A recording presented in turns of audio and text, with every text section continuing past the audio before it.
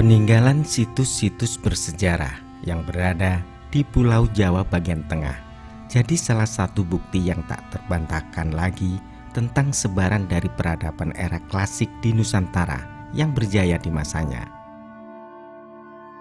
Bangunan-bangunan kuno yang dibuat selepas zaman prasejarah itu pun masih berdiri kokoh dan bisa dijumpai hingga saat ini, seakan menunjukkan eksistensinya meski telah berusia ratusan tahun. Keberadaan situs-situs purbakala di Jawa Tengah, misalnya, dapat dilihat di Dusun Pelausan, Desa Mugisan, Kecamatan Prambanan, Kabupaten Klaten. Merujuk nama lokasinya, bangunan kuno ini disebut Candi Pelausan. Kompleks Candi Pelausan ini terletak kurang lebih 1 km dari Candi Prambanan atau Candi Sewu. Melihat bentuk dari struktur bangunannya, Candi Pelausan berlatar belakang Buddha. Hal itu dibuktikan dengan adanya kemuncak stupa, arca Buddha, serta candi-candi perwara atau pendamping berbentuk stupa menandakan bahwa candi-candi tersebut adalah candi Buddha. Kompleks Candi Pelausan terdiri atas 2 candi, yakni Candi Pelausan Utara dan Pelausan Selatan, yang terpisahkan oleh jalan raya penghubung antar desa dan dikelilingi oleh parit atau kanal kuno berbentuk persegi panjang.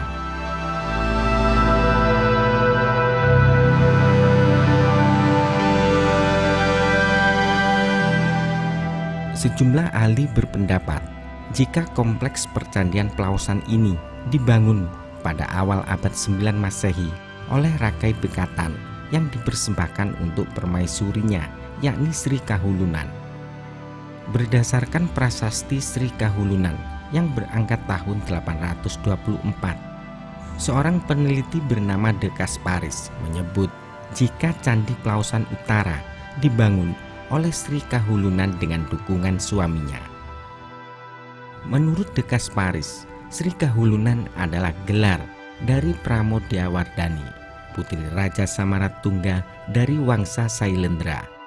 Pramodawardhani sebagai penganut Buddha menikah dengan Rakai Pikatan dari Wangsa Sanjaya yang memeluk agama Hindu Siwa. Rakai Pikatan sendiri merupakan penguasa ke-6 dari Kerajaan Mendang periode Jawa Tengah atau yang lebih dikenal dengan Mataram kuno pada kisaran tahun 840 hingga 856 Masehi.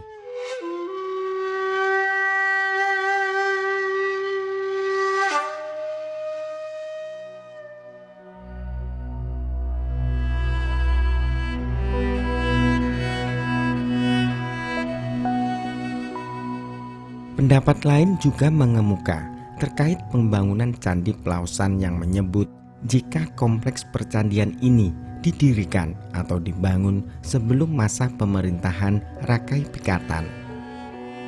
Sri Kahulunan adalah ibu dari Rakai Garung yang berkuasa atas Mataram kuno sebelum Rakai Pikatan. Masa pemerintahan Rakai Pikatan terlalu singkat untuk dapat membangun sebuah kompleks percandian sebesar Candi Pelausan.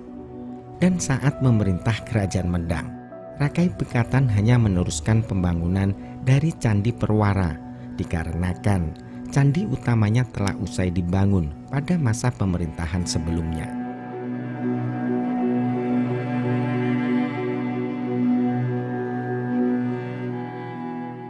Pada Oktober 2003 lalu, di dekat kompleks percandian Perwara Pelausan Selatan ditemukan sebuah prasasti yang diperkirakan berasal dari abad 9 Masehi berupa lempengan emas berukuran 18,5 kali 2,2 cm. Prasasti dalam bahasa Sanskerta yang ditulis menggunakan huruf Jawa kuno belum dapat diartikan sehingga tak diketahui isinya.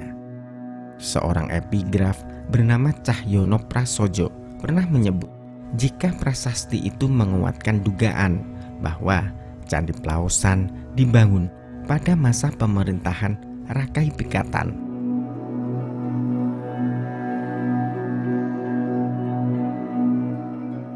Di kompleks Candi Plausan Lor terdapat dua bangunan bertingkat dua yang merupakan candi utama. Kedua bangunan itu menghadap ke barat dan masing-masing dikelilingi oleh pagar batu. Batu yang memagari masing-masing candi utama dikelilingi oleh Candi Perwara yang semula berjumlah 174, terdiri atas 58 candi kecil berdenah persegi dan 116 bangunan berbentuk stupa. Hampir seluruh Candi Perwara saat ini dalam kondisi hancur.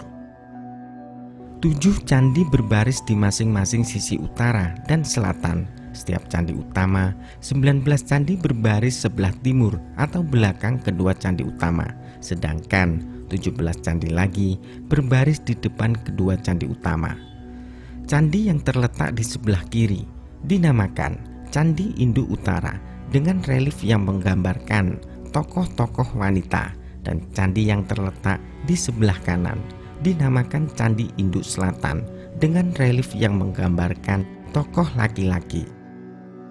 Pada masing-masing candi induk terdapat 6 patung atau arca Dani Bodhisattva. Meski candi ini adalah candi Buddha, tetapi gaya arsitekturnya merupakan perpaduan antara agama Buddha dan Hindu. Sementara itu Candi Plausan Selatan, lokasinya di sisi selatan dan terpisahkan oleh jalan raya. Bila di Candi Plausan Utara, kedua bangunan utamanya masih berdiri dengan megah, tidak hanya dengan Candi Plausan Selatan. Di Candi Plausan Selatan, bangunan utamanya sudah runtuh dan hanya menyisakan material bangunan berupa bebatuan penyusun candi. Yang masih berdiri hanyalah beberapa candi perwara.